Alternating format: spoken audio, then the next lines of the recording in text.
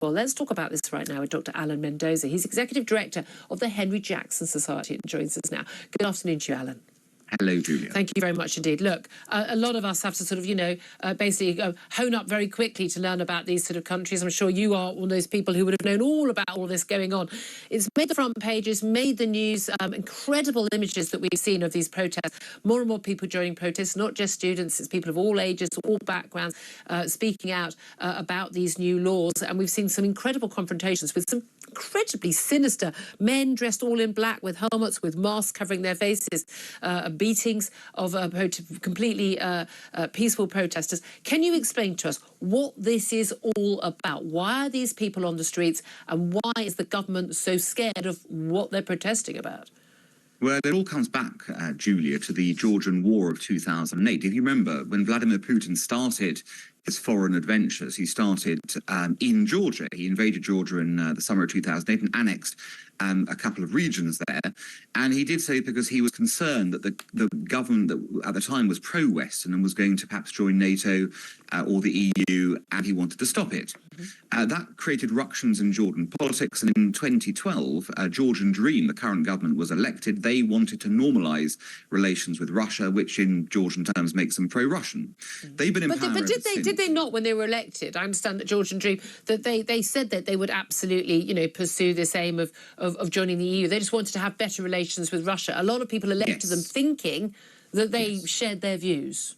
Well, they've been re-elected, but Georgia is a country where there is vast inequality, and you've had some very wealthy people, as you stressed earlier, who have sort of inserted their money into politics. Billionaires, and, yes. Exactly. With ties to Russia. Yeah, exactly, and have helped to if you like, stir the electoral pot in a certain way. There is an election, by the way, due in 5 months' time, so we'll see exactly where the Georgian people are at the moment. But look, Georgian Dream have been re-elected, but there's been a steady concern that they are cracking down on opposition and on free speech. And the rule, this law is a foreign influence law. Now, on the surface, what they're trying to do, they say, is that any NGO, any media outlet that has more than 20% foreign funding has to register as being controlled by the interests of foreign powers.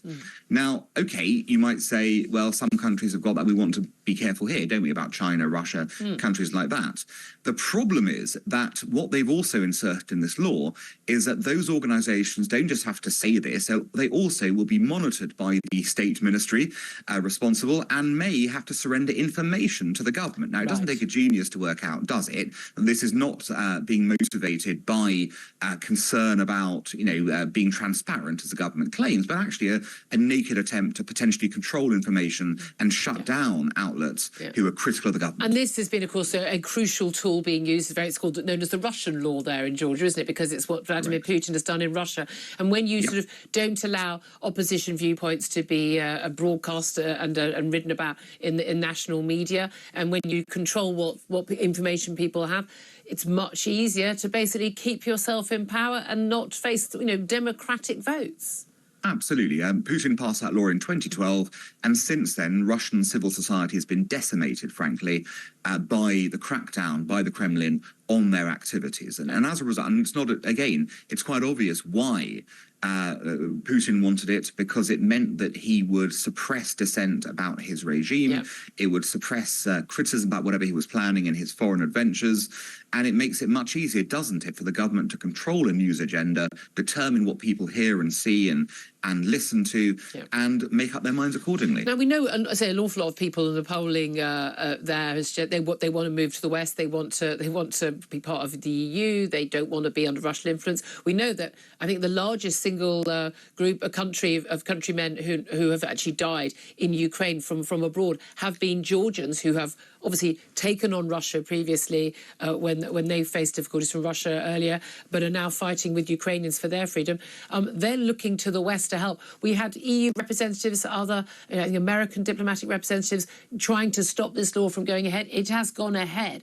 What happens next? Because the protesters are not going away. We've seen quite a lot of violence where they've been standing firm. Now, bearing in mind, Georgia was, pretty far ahead in terms of those velvet revolutions we saw at the end of the Soviet Union. Are they going to be able to withstand this? Because it's all very well withstanding this when the occasional person is being taken away and beaten, which is what's been happening. But these thugs, basically basically hired, mercenaries in black with masks look absolutely terrifying to me. I'm trying to wonder whether I'd be willing to stand firm facing, 100 or two of those in front of me.